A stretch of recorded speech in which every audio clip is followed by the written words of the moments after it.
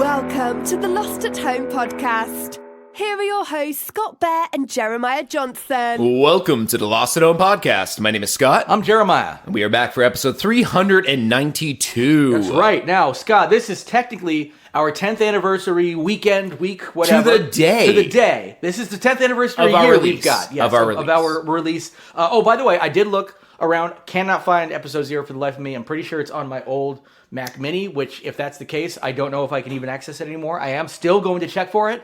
Maybe before episode 400, which is when we're hoping to do a real extravaganza, 10th anniversary extravaganza. But we thought we'd at least say howdy to all you and thanks for listening. For all of you who have been listening since day one, I'm surprised if there's any of you still left. I don't think there are. So, hey. Since day one, I doubt it. We did have a lot of listeners jump in, but between 0 and 100, who then went back and listened from 1 up. We had some people who cleared our catalog and binged us, and I thank everyone who listened.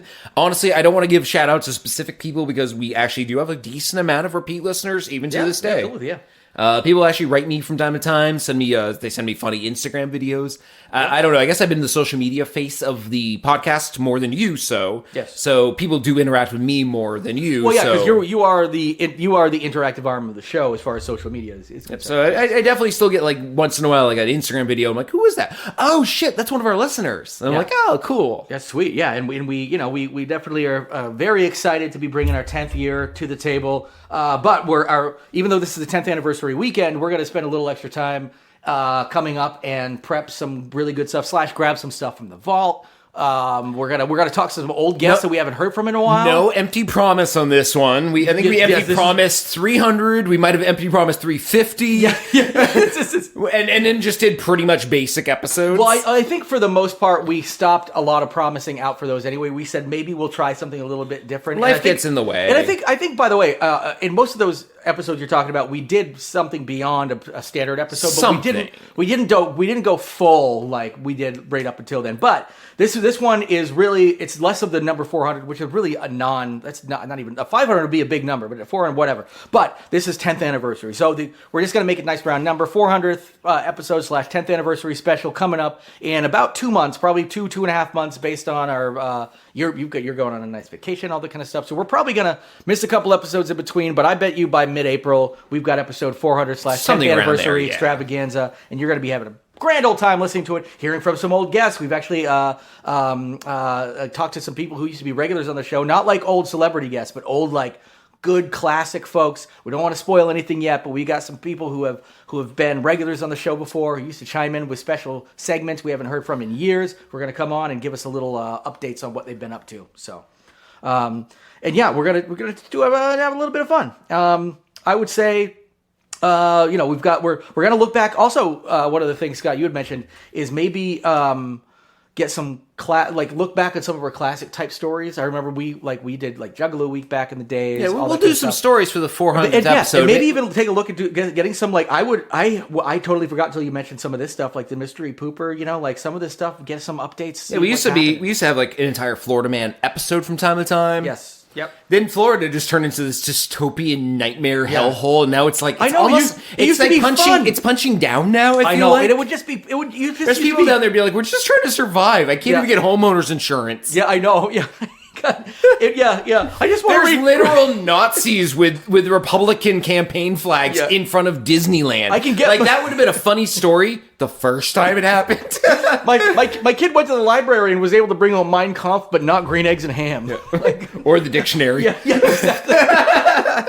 Yeah, they pulled the dictionary that's got too many bad words in it. Apparently, Mein Kampf has all the good words. Yeah. They're all in gibberish anyway. That's German. All right, whatever. We're gonna have some fun.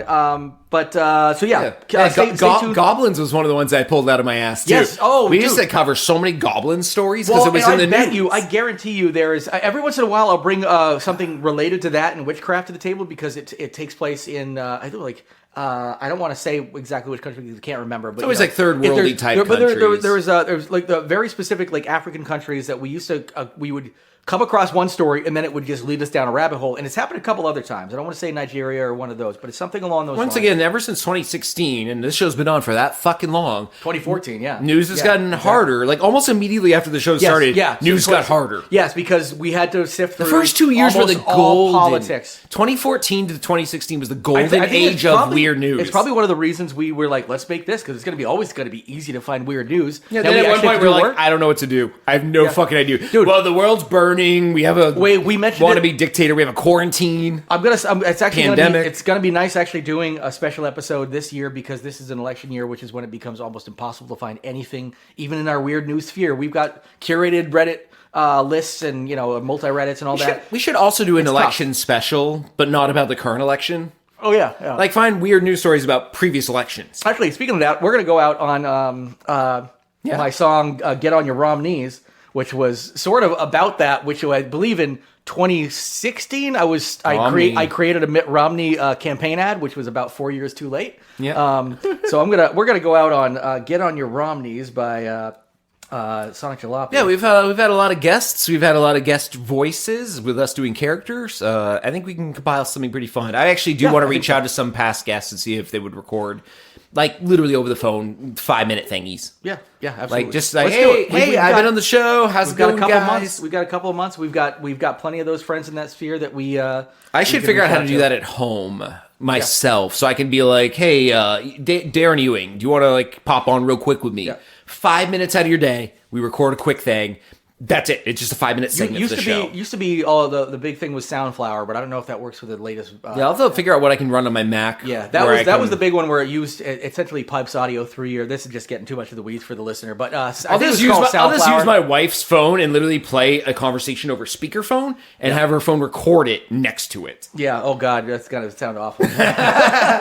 We can at least get you plugged into an interface. I've got an extra one where you can at least plug the phone into an interface output. Maybe we can do that every episode where we hang out like we're doing right now, doing an actual show. We do a little pre-show recording segment with someone over your computer. Yeah, I think that's how the sausage gets made for episode 400. We're excited because 10 years. I was just listening to Hollywood Babylon, which has not had a new episode in 6 months. Right.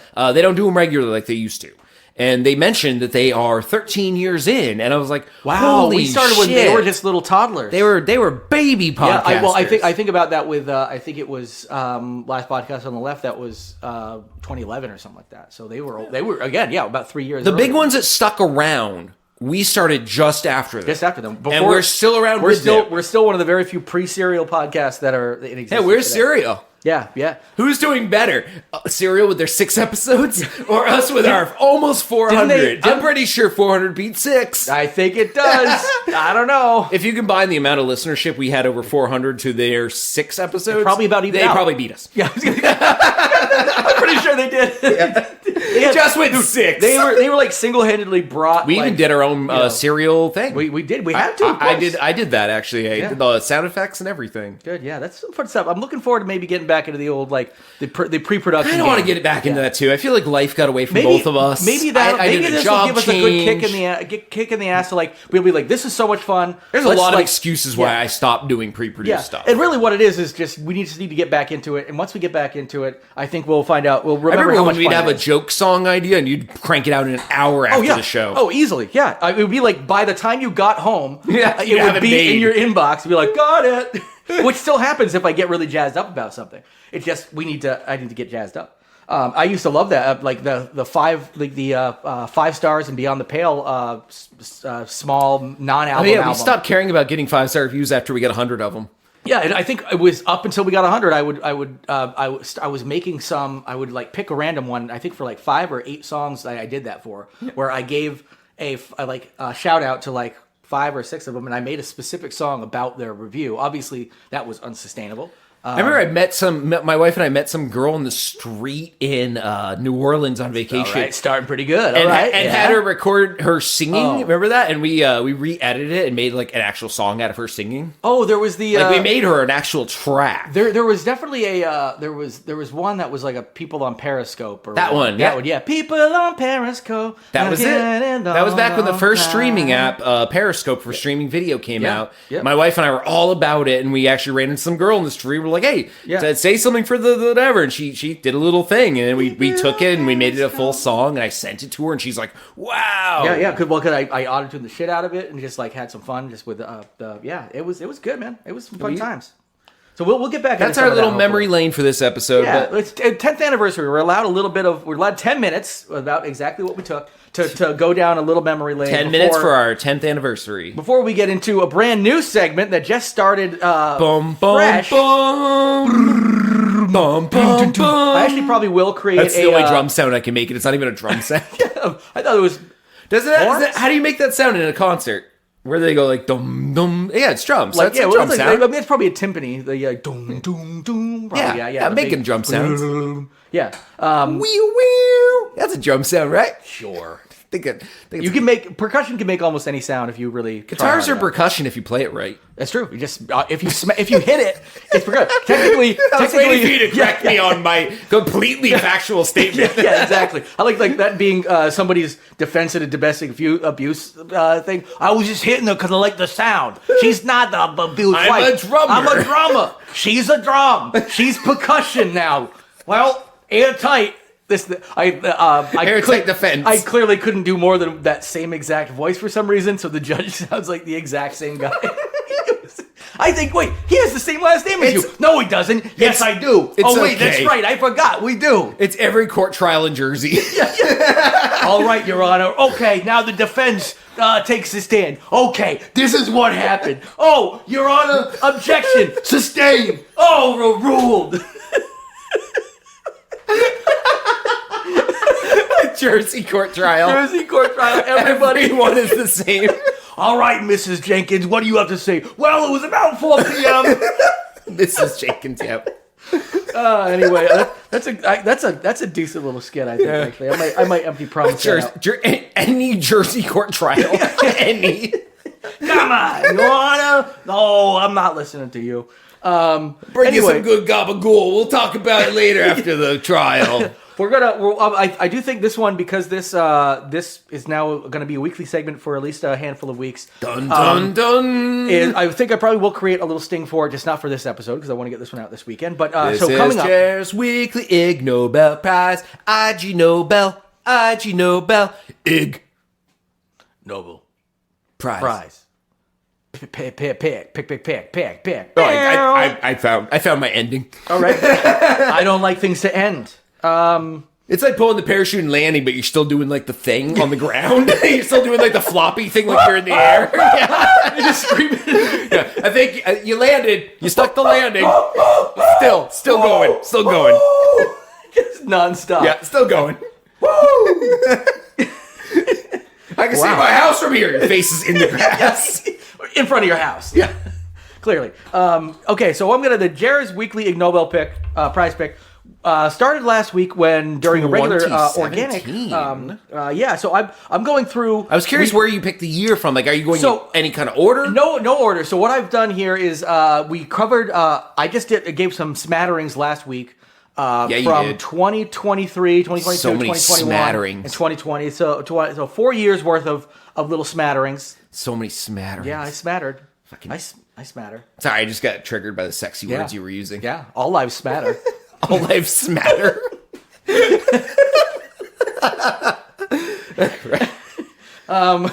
Anyway, stupid. So all I'm doing is I'm just picking like the ones that like I started a separate document. Best to worst. Yeah, so I started a separate document and I started filling them in. I'm like, this is cool. And then the second one really hits me. I'm like, okay, so I started from 2019, 28, I got 2018, and then like 2017 is one that really struck me as kind of funny, and it had a little bit of a rabbit hole to go down. So my by the way, a little background information in case people. I'm not going to explain this every week, but because last week was just the first empty promise version of this. This is the first real one. The Ig Nobel Prize is not actually related to the real Nobel Prize. It's a kind of a funny LARF version of the Nobel Prize, usually for like scientists and medicine and biology and whatnot. It's like the Razzies, but not insulting. Exactly. It's not insulting. It's just being like, okay, these are just like scientific studies and things like that are just pretty much out there. Like it's about it's fun first. It still has some scientific merit, but it's kind of silly. And it wasn't done for the sake of being silly. These people legitimately were like, let me study, all this kind of crazy stuff. And it just happened to come across the desk of these folks. And people show up and actually accept awards and shit like that. It's like a virtual thing, so they virtually accept awards now. Anyway, 2017. So there's a bunch of categories. I chose the one in physics in 2017. You and I are both big cat fans. Yes, we are. So Marc-Antoine Fardin got the Ig Nobel Prize for using fluid dynamics to probe the question, can a cat be both a solid and a liquid? From 2017, this sounds like a Trump speech. Like, yeah. Can a cat be you try to flush the cats down the toilet, and it takes 20, 30, 40 different flushes, because the cat won't go down the toilet. And I kill cats. Of course I do. So you try to hold the cat, and it won't let you hold it. It's liquid, just falls right through your hands. Yeah, that's right. Goes right through your arms like liquid. Yep. Can't flush down the toilet like liquid because it's too solid. They Can't hold it because it's too liquid.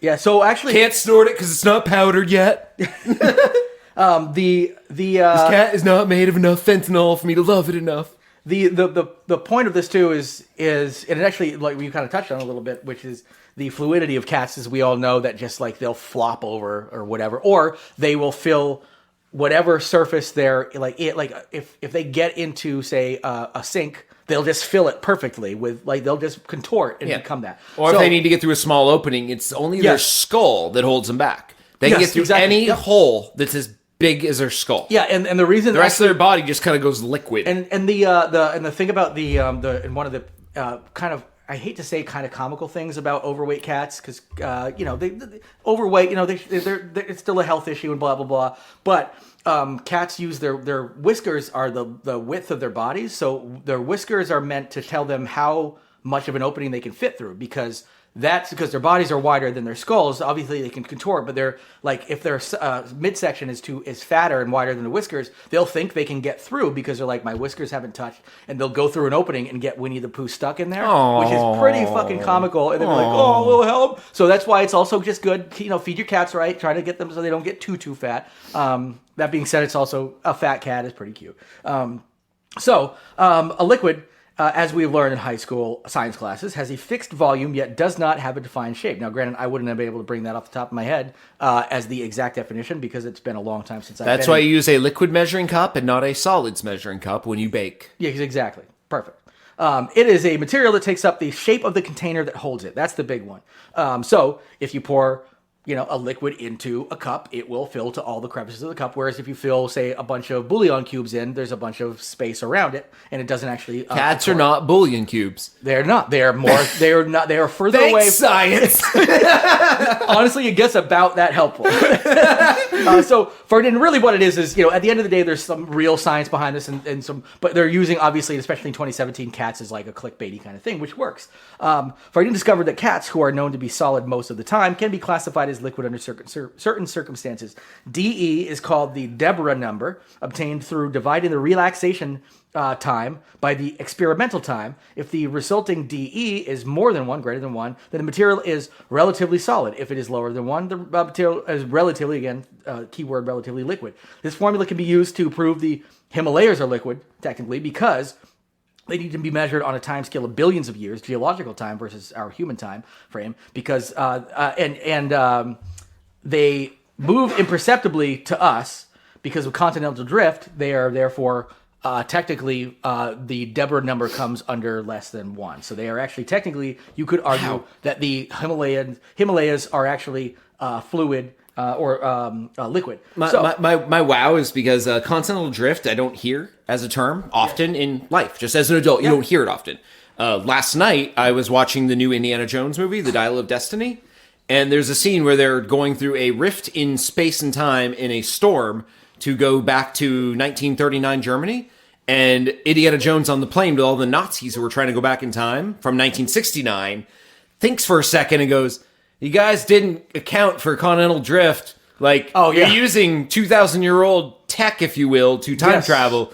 But in 2,000 years ago, the continents weren't where they are now. Yeah. And they so probably everything you're doing is wrong. And he's like, he starts laughing at the Nazis, and they're like thinking about it, like, is he right? Is he wrong? And then they finally are like, shit, I think he's right. Yeah. And it's too late, and they go through it, and they're trying to go to 1939 Germany so the Nazis can assassinate Hitler. Fucking brilliant movie. I love this new Indiana Jones movie. The Nazis in the movie want to go back in time to kill Hitler. Okay. Because they're like, they give us a bad name. But they end up, because of Continental Drift, going back to 0 and end up above a Roman war, a sea war in, like, the Romans are like ships against catapults and shit. And the airplane gets struck by a javelin shot by one of those giant, bow and arrow type guns, but the land type that shoots ships. Yeah.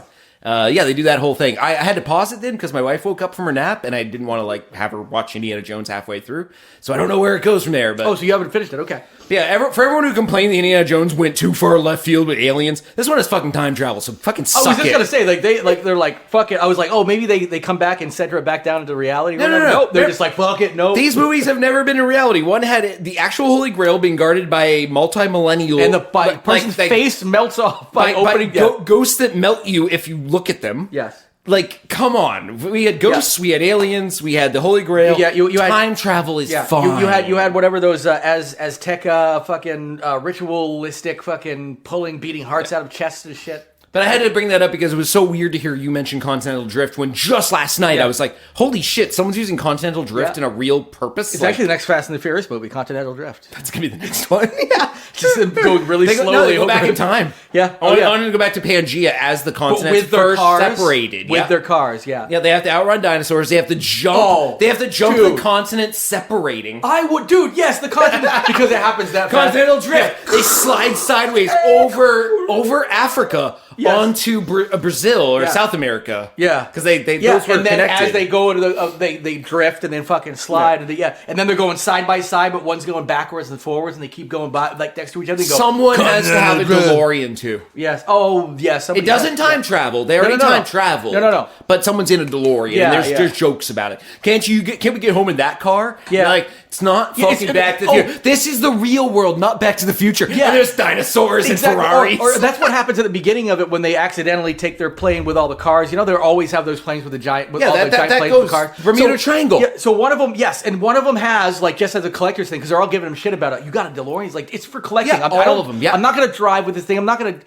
Continental Drift with this thing. And it's like, and sure enough, they go through the Bermuda Triangle, end up eons ago to where it's just them outrunning dinosaurs, and one of them, the only car he's got with him is the DeLorean. Yep. So he fucking goes with it. They need a scene where he tries going 88 miles per hour and nothing happens. It gets very tense. You see the speedometer going up, up, and like the music's getting that crescendo, and then just nothing happens. It's like just starts shuddering. It's like, I don't think this thing was made to go this fast. Yeah, it's a really old car. It's a classic car. Yeah, it also was a piece of shit. So getting back. There's our first new content. New content on a thing that I didn't expect us to have new content on. That's great. Fast and the Furious Continental Drift. It might be the name of the episode. This is I was going to say. If you make that the name of the episode, I will go crazy making the AI Let's do that. Let's do that because I was going to call it 10th anniversary non-special, but that's not really sufficient now that we're not really doing anything 10th anniversary. So let's do that. The title. Because I love it, and I can't wait for you to come up with your fucking images for it. So anyway, and if you guys want to see the images, by the way, you can either check them out on our website, lostandknownpodcast.com. There's a lot of like good work that goes into, and they're fucking awesome. Yeah, I post them to Instagram, to Threads, and to our website. Yes. So they're out there, and then they go to our Facebook too. And they're getting better and better as you've gotten better at using the technology to like really figure. And also the technology's gotten better, allowed us to like make. You can actually put our show title in the show image. We've gone so far. Like less than a year ago, we couldn't do that when we started this. Like probably 6 months ago. Less than a year ago, we'd be like, I guess there's another one with fucked up hands. True. Just someone eating spaghetti with spaghetti hands. Yeah. Oh man! Another aside. I finally watched Everything Everywhere All at Once. Oh, it's so good. With just like the hot dog hands. Like I was the what about the dildo fight scene? The absurdist comedy was really surprising to me. Ratatouille instead of Ratatouille, and them actually having like the whole scene of him like saving the fucking raccoon and all that kind of shit. And the whole dildo scene. The guy lands on it with his ass, and the guy trying so hard, and then finally one does, and the other guy then comes out of nowhere with a giant actual trophy sticking out of it. The other one looked like a butt plug. This one was just like the guy comes with a fucking high school trophy of gold. Oh my god, so good! I knew I was gonna love it. I'm glad I waited to watch it. It's so good. I'm surprised it won awards. It seems too bad. It seems like a Scott Pilgrim, like too batshit crazy for people to take it seriously. I think also like there was the message around the time with the pandemic. 2, it did well commercially. 3, the biggest one absolutely is the really old and white Oscars were like, hey, this is we DEI baked in. We don't even have to do like a fucking green book where we made a mistake where we're like, hey, let's have one where it's all about the white people doing good things for black people kind of things. Like a reverse driving Miss Daisy or whatever. Like, no, let's actually have one where it's legitimately, predominantly created by and for people who aren't white. And not just because like a bunch of white people making stuff for Chinese people and be like, hey, let's put some Chinamen in there. I'm like, I don't think you should call them Chinamen. Mr. Jones, we won an Emmy. Speaking of, he was great on the second season of Loki too. He was probably I heard he was the highlight of the second season. I saw that they was in that. I also I saw like there's a movie coming out with like him, Michelle Yeoh in it again, and it's directed by Joe Russo, who produced Everything Everywhere All at Once, and of course is behind the Russo brothers. The Russo brothers, and it has some other folks in it too. It looked actually pretty cool. Russo brothers from Community. Yep. Yeah. I will follow them to my grave because of Community. Oh yeah, they're clearly very solid. And then the director, the Daniels, are the people behind Swiss Army Man. That's the only other full length movie they did. That was a weird ass motherfucking movie. I just watched it a couple months ago. I love the fact that like they got so big for this like weird movie, and hopefully people are like, sweet, you took the gloves off and made. And we didn't have a leash on you. We made this weird stuff. Here's a bunch of money. Because that was, dude. Also, it shows you don't need a huge budget to make amazing. In fact, if anything, they should not allow budgets over $100 million ever anymore ever again. We're looking at you, Marvel. The higher. Like, honestly, I guarantee you, a $25 million Marvel movie would be fucking awesome because they'd have to focus on story, almost no CGI, and guess what? Get like a couple of somewhat known actors because now you've got the whole name behind you. Werewolf by Night was made with food stamps. Yes, exactly. It is one of the best things they did. Thing Marvel's probably ever done. I guarantee you, like, the Spider-Verse movies probably cost like a tenth of what a normal Spider-Man movie costs. Yeah, and they're great. They're better than normal Spider-Man movies. I'd say probably, by far. Yeah, and they're high art. I'm watching hoping, Tom Holland play Spider-Man is cool, but it's not high art. I'm hoping that they realize, like, you know what? It'd be better to just make $250 million off $50 million. And call that good enough, and strive for $1 billion movie, which they haven't touched since the last Avengers movie. That was their last $1 billion movie. Yeah. Well, I think their last the Spider-Man one came close. I don't know when did the multiverse Spider-Man one. When did Black Panther come out? Was that after the last one? Because that made over $1 billion. The first Black Panther? Yeah. That was before Infinity War. Okay, that's what I thought. Because I was pretty sure what last I read. And no one really cared about the second Black Panther because it was kind of a mess. $1 billion was, and that made like over $2 billion. Second Black Panther won an Oscar or Emmy or whatever for costume design because it was beautiful, but the story was just meh. Well, anyway, so back to the Nobel Prizes. So an example using the Deborah model or the Deborah formula in a model to prove that cats are liquid, according to Fardine's research, is the time that a cat spends to fill a sink is about 5 seconds. And we observe this phenomenon for about 60 seconds. In this case, the relaxation time, 5 seconds, is smaller than the experimental time, 60 seconds. So the Deborah number is less than 1. Thus, under this circumstance, this cat is a liquid. By comparing the behaviors observed in cats with properties of liquids, we can discover some similarities. Another example of the author of the study used, which actually, if you look at the study, the cat, the pictures he provides are pretty fucking hilarious and cute. So he complements these with cute photos. When cats fit themselves into a container, they always alter their shapes to fill out the container without changing their volume.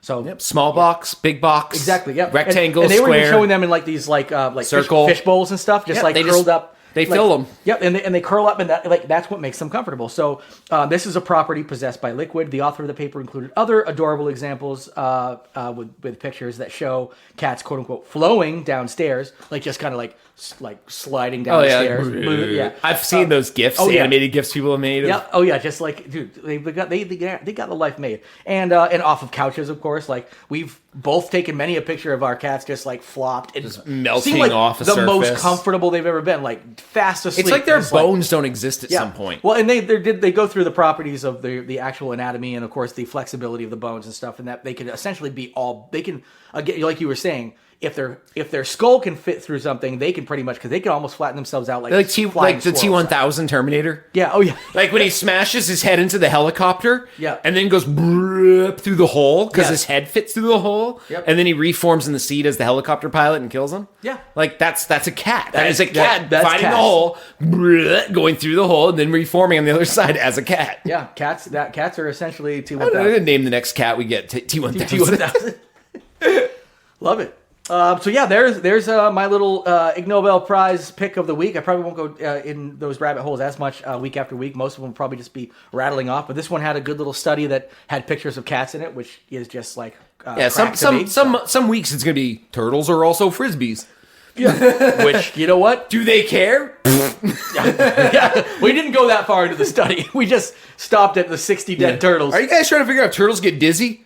Oh, yeah, we are. Yeah, and those turtles go be pick like... up that turtle and see if it walks in a straight line. I guess. They don't really walk. Do turtles get dizzy? Like, after it takes its first step, you think the vertigo would be gone because it's taken a moment. Like, a cat, when you spin him around, immediately tries taking off in a direction. Yeah. But a turtle is just going to be like, okay. Yeah, I was going to say, like, yeah. You wouldn't know if it's dizzy. I think by the time they get their first step out of the way, the dizziness is gone. So here we go. There's our Ig Nobel Prize we could do. Do turtles get dizzy? We just like spin them around for a while and then see like based on their steps, do they go in the expected direction, like straight or like? And my thought is like they probably get dizzy, but they don't exhibit the dizziness. It doesn't have an impact on their travel because they're so slow to travel that it doesn't really matter. If you're a listener of the show and you'd like to donate a turtle to this cause, there's a contact form on the Lost Known podcast website. Yep.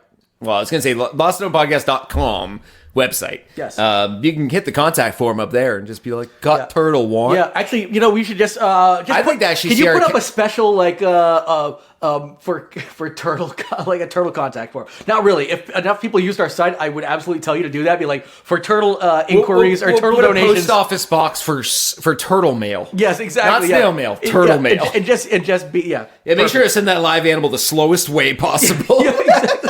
Snail mail, turtle mail. I'd actually like to see our cats. Either your cats or my cats play with a turtle. Yeah. Well, they'd just be like, "What the hell?"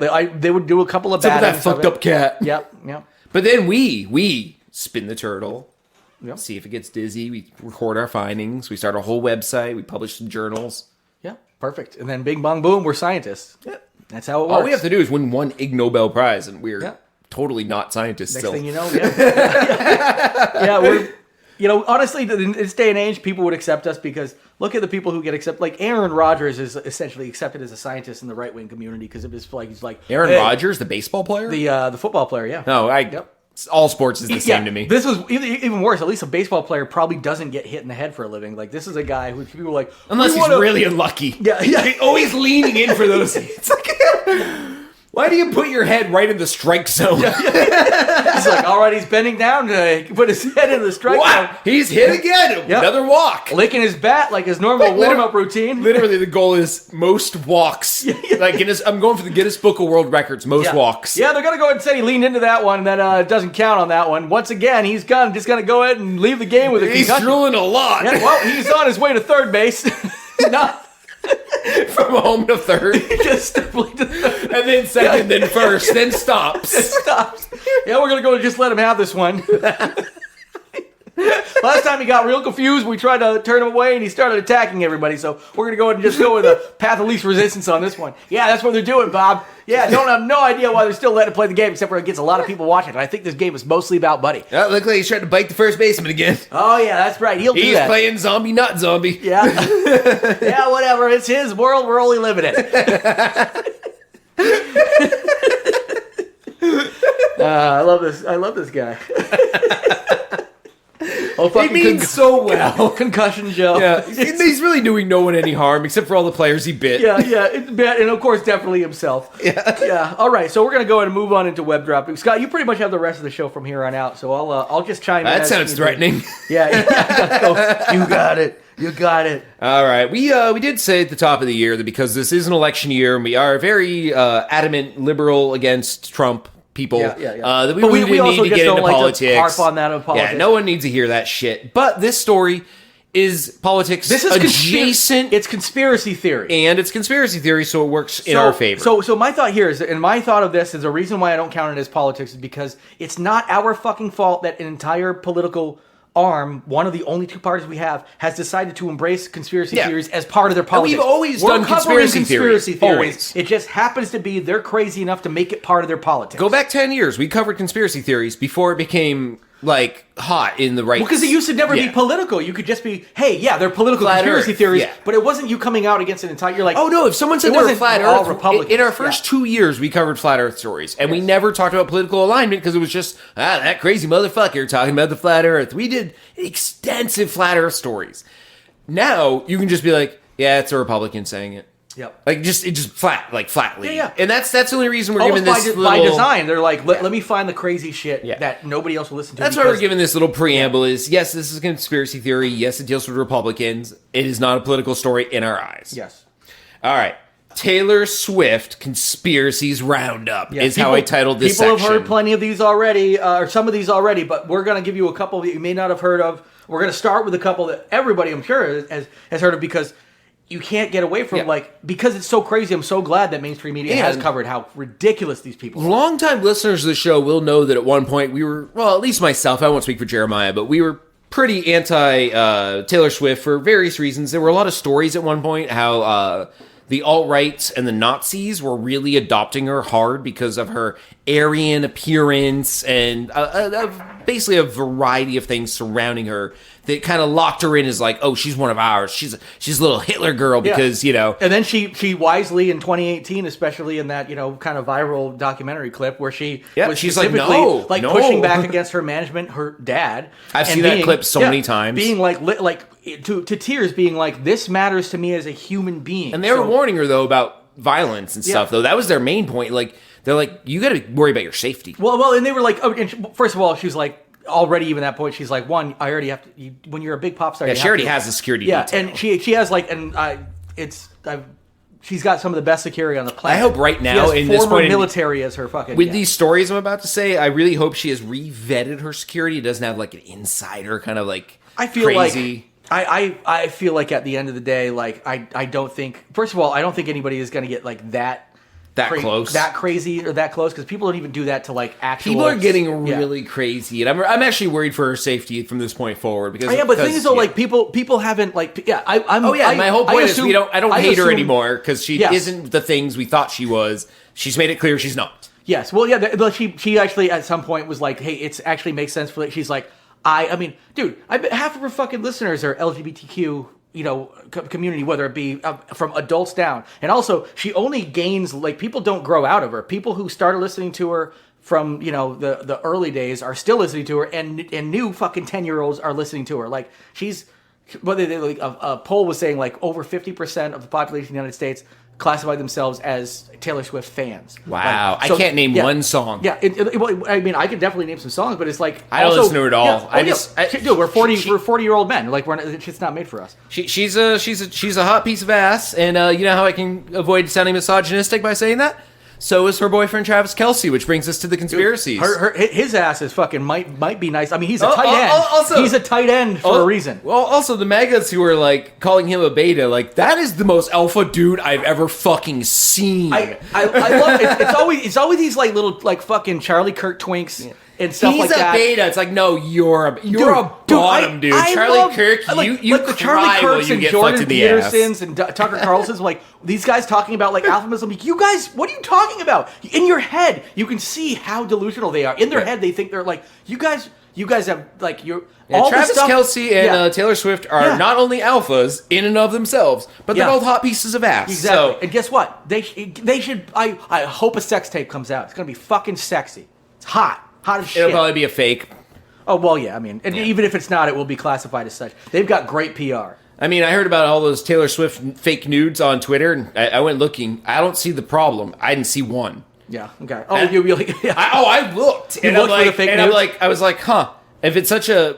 Like, I heard it's swamped. X is covered in Taylor Swift nude fakes. And I'm like, all right, let's go see how many there are. You're like, I'm looking for her. Where are they? I looked through some feeds. I did some searches. I did some stuff. I know how to use the internet better than a lot of people. I came up with zero. So either Twitter's doing a great job of stamping it down. I'm thinking or it's being overblown and it's really not the problem people think it is. I don't think Twitter is doing a great job is ever going to be a part of the discussion ever again. Or X or whatever the fuck it is. It's Twitter. I like calling it Twitter. Me too. Yeah, because it pisses him off. Fuck you, Elon Musk, you piece of shit. I already said that I don't want to go back to what I definitely said about Elon Musk when I was a little tipsy the other day, because I very well could be probably arrested for saying what I was saying. But let's just say I don't care for the guy. I wouldn't be too upset if something were to happen to him. But he's not a smart guy. He's not a capable guy. He has only fucked things up. I can't imagine he's like, we got to crack down on this, especially coming from right-wing stuff. He's spreading the conspiracy theory. I just think that the issue is overblown because I could not find a single one. And that may be a bad way to phrase it, but I did the research. I don't see it as a problem because I couldn't find any. If it was a problem, I should have been forced to look at them without even searching. Well, you shouldn't even have, I was going to say, you should have just logged in and be like, oh my God. Yeah, I looked around without doing any searches and found zero. And then I searched and found zero. And then I tried doing trickier searches that I knew would get me there and still zero. So I'm like, either Twitter's doing its job or they don't exist and this is a fake problem. I made some of my own and tried to upload them and still got zero. That's neither here nor there. Yes. First of the Twitter Taylor Swift conspiracy theories. First theory claims that Taylor Swift is planning to use her relationship with Travis Kelce, a Chiefs player, to endorse Joe Biden, the Democratic presidential candidate, during the Super Bowl halftime show. The theory is based on the assumption that Swift is a Biden supporter and that she has influence over millions of voters. The theory is promoted by some Republicans who fear that Swift's endorsement could sway the election in Biden's favor. What I like about this is it goes deeper than the little paragraph I just read. They actually believe that the entire NFL rigged the Chiefs winning so that this all could happen. I also love the fact that one step missing, essentially, is that the NFL rigged this in favor. I also love that they're also looking forward to just assuming that the Kansas City Chiefs are going to win the Super Bowl. There's still an entire Super Bowl to be played. The NFL that kicked Kirkpatrick off a team for kneeling is woke. Yes, exactly, yeah. And not only that, somehow, the a conspiracy bigger than the fucking rigging of the World Series, the White Sox World Series in the fucking 20s or whatever it was. Considerably larger than that, requiring the entirety of the NFL to completely put their entire reputation, multi-bazillion-dollar reputation on the line to get Joe Biden elected for some reason. Despite the fact that I would say a bulk of the NFL fans are probably more right-leaning, it doesn't hold water. Most NFL fans are right-leaning, I would imagine. Big surprise it doesn't hold water. Most. So they're like, oh, let's go ahead and... I don't know. I'm friends with several gay people. This almost sounds like I have a black friend, but it's true, and none of them are watching the Super Bowl. Yeah. None of them. They're not having Super Bowl parties. There isn't this gay Super Bowl party happening. No. It's because they cater to a very alpha macho right wing, but the Super Bowl down home good old boy kind of mentality. And the Super Bowl was watched by about two and a half times more people than actually watch the standard NFL. So I'll be watching the Super Bowl with a buddy of mine because I'll be drinking some beer. I don't give a shit about the teams. I don't care who wins. I like picking a team. I'm probably actually going to root for the Chiefs specifically because I'm going to root for the Chiefs just to piss off MAGA. Yeah. And also, I just don't give a shit about. I might invite myself to your Super Bowl party. Just to piss some people off. Let's do it. To piss off your host who doesn't know me. Yeah, exactly. Perfect. Yeah. Hey, I invited this guy who's here to piss you off. See you later. And then you leave. I go get some dips. All right, next one. Taylor Swift is a satanic agent of witchcraft sent here by Satan to keep God's chosen one, Donald J. Trump, out of the White House. Yes, a guy who has literally probably never even been to church versus a girl who grew up Christian. Definitely God is choosing Donald J. Trump, the man who fucking cheated on his wife and is a civilly liable rapist, versus the girl who still, to this day, espouses Christian values to her fucking legions of fans, who's a bigger proponent, but she Taylor Swift could more likely be the second coming of Jesus than Trump. I don't believe it's happening because I'm an atheist. I was watching... But if it had to happen, I would actually believe Taylor Swift is. I was watching this, where this person was talking about, it was a far-right... Newsmax or One America, one of the right side broadcasting, one of those crazy right wingers, and they were talking about how Taylor Swift fans are committing sin because of the idolatry, and they're like, I can't believe. I heard about that. The idolatry. I'm like, do you not see? They literally have AI images. First of all, they have to create AI images of Donald Trump praying because he's never been photographed praying ever, or in a church. He could literally have a photo op with professional photographers in a church. They don't do that because he's like, I don't want to do it because he is so non-Christian. Because he'll burst into flames if he walks into a church. He is so anti-Christian and non-Christian. I don't believe in God, and I literally think that would happen just because. And I love the fact that I don't even know what it would be. It would be like maybe a glitch in the Matrix because I kind of like the whole we live in a alternate reality made by computers kind of thing, simulation. I like that idea where like he's paywalled out of churches or something. Yeah. Like if he tries walking into it, just hits an invisible barrier. He's got to no-clip his way into the church. He does that old video game walk thing where you just walk into the door, but you can't go in. I like the thought of him like no-clipping his way into the church just so he can finally get in. Oh, I did it. They're not supposed to be here. Or he walks up to the door and it's like, you have not progressed past this checkpoint to get here. Like, you can't open this door yet. Yeah, just a lot of games will be like, the door won't open, but you have to like complete 9 tasks to get the door open. He's like, that's 9 things I'm never gonna do. Yeah, you know the funny thing is, he like when he idles, he kind of idles like a video game character where he's doing thing like. We're just like this is a very visual the change podcast, outfit screen where you put the different shirt on so you can see it from different. And it's just like him going like left to right, where he instead of him moving his head, he moves his whole body. Like he idles like a fucking video game character, like a really bad. I bet you if there, I want like there would be a movie called the Simulation. Yeah, and you literally see the people playing with us. Yes, and one dude in this world is like everyone's like, oh my god, here's your coffee, Mr. Stanaki.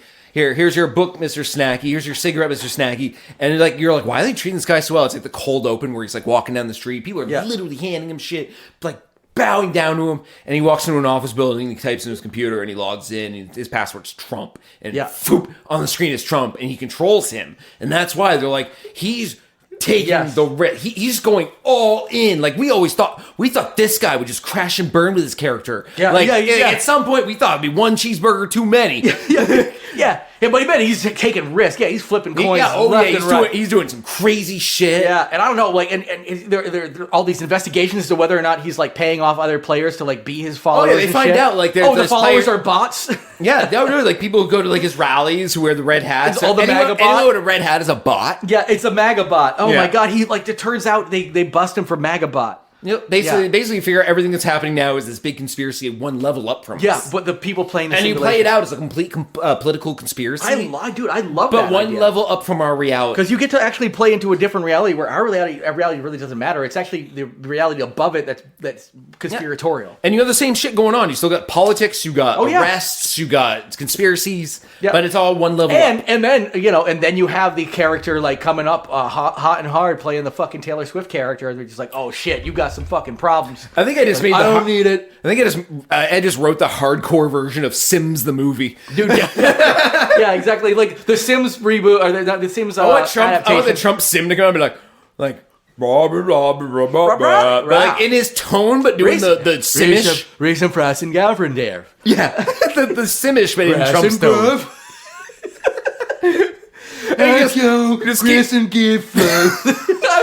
He just keeps sitting on a toilet eating cheeseburgers. Yes. They can't stop him from doing it. Like it's the 5th time he's shit. If he ate less hamburgers, he'd shit less hamburgers. Yes. And now he's up there complaining about the fucking toilet flush and not flushing again. This isn't grease him, graph him. So this isn't even the Simulation the movie. This is a completely separate movie called Sims the movie, but about Trump. Yes. Well, I love. So we just came up with two new pieces of content on this one Taylor Swift thing. Okay, yes. So that'd be amazing. And no one running the Sim simulation, like the movie's about the people running Sims. No one can stop him, even from that level up.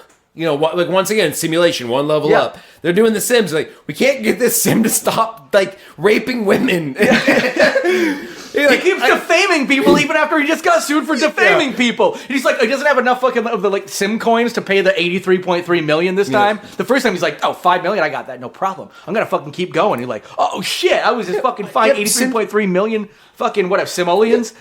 And then you just have a bunch of other Sims trying to stop him the whole time, but they can't figure out how he keeps figuring it out. And it ends up being like he's hacking into the game. Yes, yeah. Well, yeah, exactly. So there's like some malicious code. He's got somebody on this payroll, working for him. Yeah, he's the big bad. And you have a bunch of other Sims trying to stop him, and those are voiced by their users. And I would say like Sarah Silverman, a bunch of people like voicing all the other Sims. Oh yeah, man. There's a couple of great ideas here.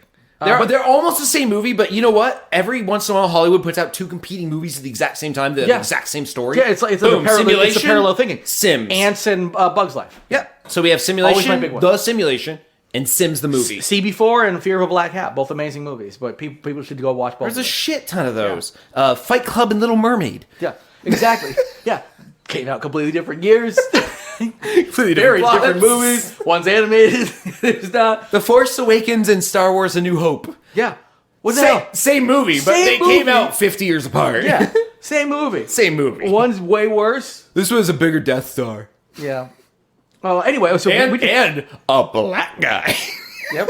We just barely got through the headline of that one. Is there more to that? The satanic one. The theory asserts that Taylor Swift is a Luciferian, a follower of Satan, who uses her music and lyrics to spread evil and corrupt young people. The theory is based on the belief that Donald Trump is God's chosen one to lead America and that Swift is his enemy. The theory is supported by some evangelical extremists who see Swift as a threat to their faith and morality. Again, she is way more Christian than they she's a real Christian. But she gives a shit about LGBTQ, just like fucking Jesus would have. Real Christian. She makes me hating Christians and Catholics and all the religious folk. Yeah. I kind of hate all religious people. They're all hypocrites. Think about her. She's Christian, but she practices what she preaches. She's a Jesus Christian. She's everybody. She's actually she cares about real Christian values, which is that's the line right now. Are you a Jesus Christian or are you a Satan Christian? Yeah.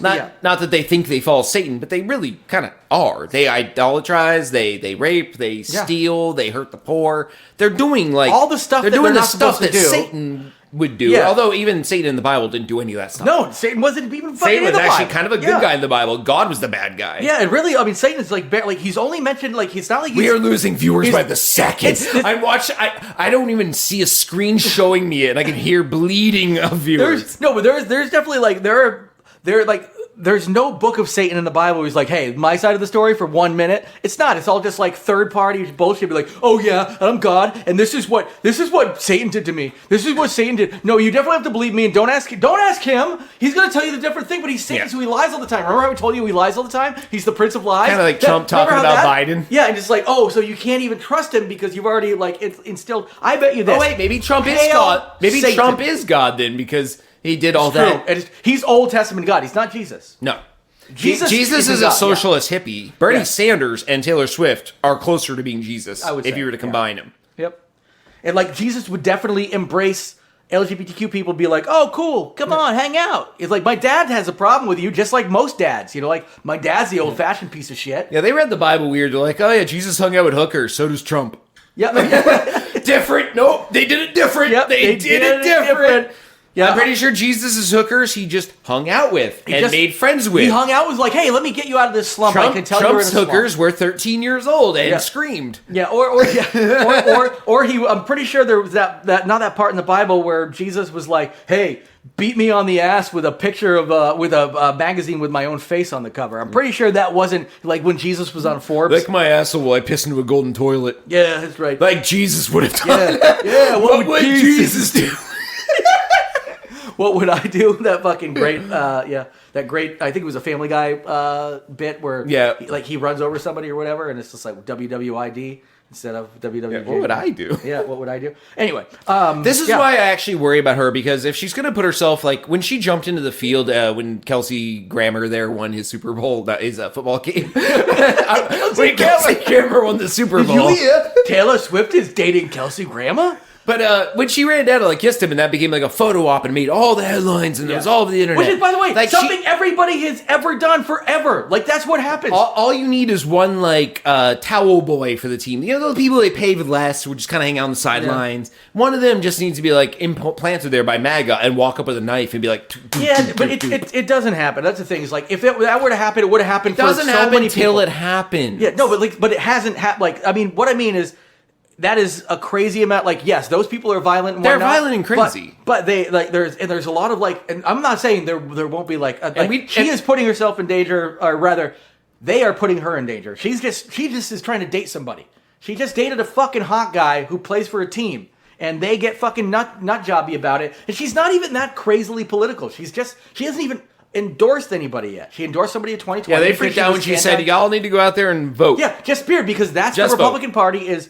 They don't. Like, no, we don't want voting. Yeah, we don't want exactly. voting. Voter engagement is bad. So that means essentially that is even if they're saying all hey, the voters we needed were born before 1980. We're good. We're good. Exactly. Yeah. We're good.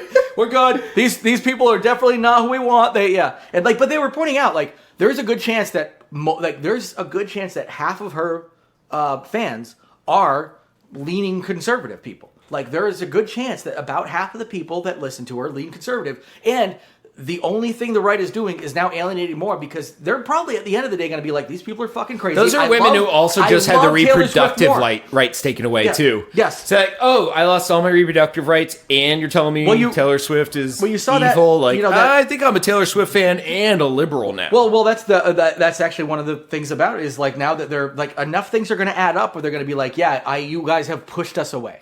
That also hurts the country as a whole too when all these women discover, oh my God, I'm actually on the side of sanity. I'm a liberal. I'm not going to vote for Republicans anymore. Maybe divorce their husbands in the case. Then you make more pissed off conservative men who aren't getting laid, incels. Yeah. And that fuels, incelness out. Yeah, but I bet those guys were never going to vote liberal anyway. They were already out. In fact, no, but you don't need a guy who's a conservative suddenly single and conservative. He's got a lot of time on his hands, and he's going to be on message boards. Of course, yeah. But you know what? Fuck it. Like, let him go on those message boards and be tracked by the fucking FBI. Let's put him on a list. All right, because of they're already shitty. Fuck them. Because of these conspiracy theories, the Pentagon had to come out and deny that Taylor Swift is part of a PSYOP program to boost Biden. This wasn't even a story. This wasn't a point where there has to be an official announcement. I'm glad there was, but my God, because the number one most watched news network is Fox, unfortunately. And I forget the guy's name, and I'm actually glad I did because I don't want to boost anyone. One of their reporters, live on air, said that this was a thing. Yes, but I will actually, a testament to most of their network. They said it like it was news. It was one guy who said that. I will say that the rest of the network, and I'm not giving Fox News credit for a lot of things, and they're just tired of getting sued. This is probably like when there was like literally somebody was talking to Brian Kilmeade, who was one of the Fox and Friends, and they were talking to him, and he was just using actual rationale where he was like, it was like, oh yeah, like they're like. The entire NFL was like essentially what we were just saying. Yeah. Like it's so ridiculous that almost all of Fox News now, Right Side News, OAN, Newsmax, those guys are still running with it because those are fucking nut jobs. But at least Fox News, Russian news outlets there's in America. Like one person who is like crazy enough to come forward and be like, "Is this?" Because I know who you're talking about too, and he's the chode that Chud. And Chode that took over for fucking Tucker Carlson. Don't call him a Chode. That gives Chud's a bad name. He's a Chode. It's true. He's a Chode. But he took over the guy that took over for Tucker Carlson, who doesn't have half the ratings. Which big surprise. He took over for a time slot people expect to see fucking batshit crazy nonsense. Tucker Carlson probably would have been all over it too. Only at least people would have watched. He would have at least done that.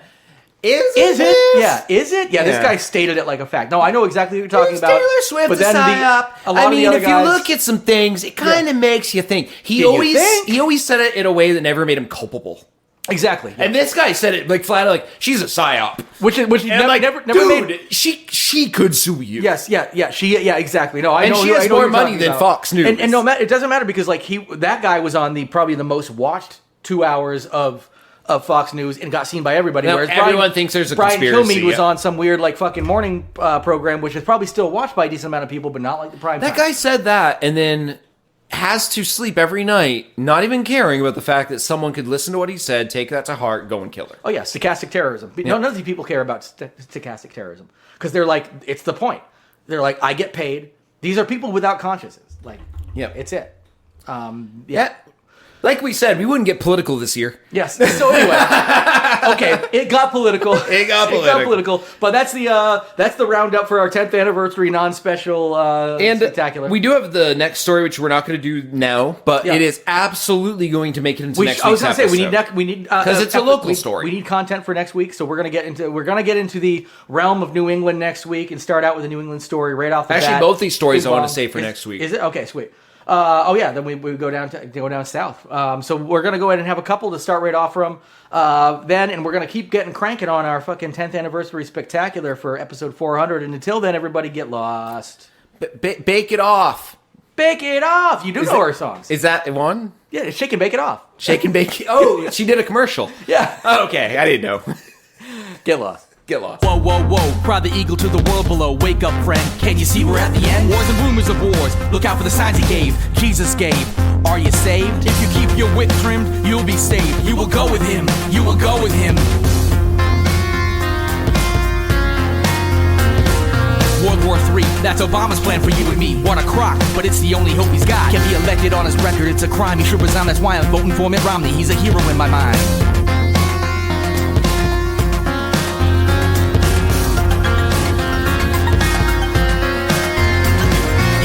With a plan and the magic underwear, takes a chance and takes the stand. Mitt Romney got a body like a god and a binder full of women, and he's never masturbated for a minute. Mitt Romney's the one to deliver us from evil. Obama stands no chance. I see it in my prophecies. President Romney, 2012. When we meet someday, I'll tell you what you mean to me. You're like the savior that I wish I had inside of me, but not in a gay way, in a really, really straight way.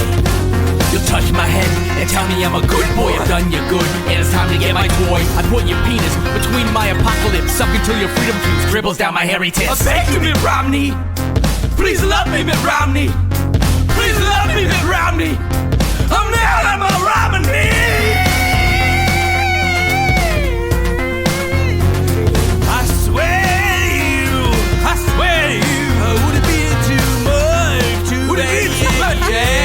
If I could possibly eat a sausage out of your sweet butthole. Just one or two sausages out of your sweet Romney's hole. What the fuck is this, William Tapley? You're crazy, man.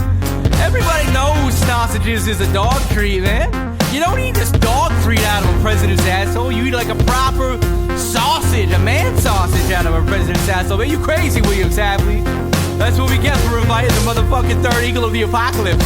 The co-host of these end times in the studio, man. Fucking crazy shit. William Tapley, you crazy.